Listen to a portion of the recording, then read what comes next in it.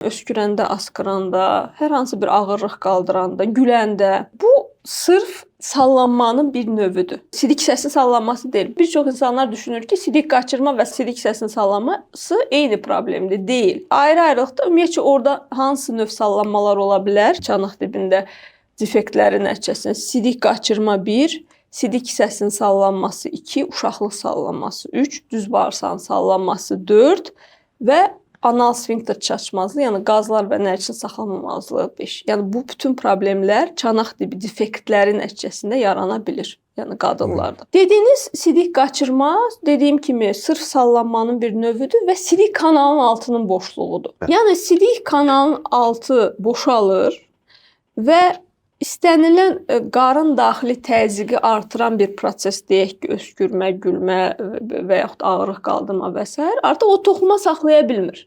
Sidiyi saxlaya bilmir və sidik hissəsindən başlayır tökülməyə.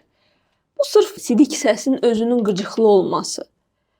Bir də üçüncü növ var ki, hər ikisi var. Həm sallanma var, həm də qıcıqlanma var. Bu problem sırf əməliyyatlıqdır.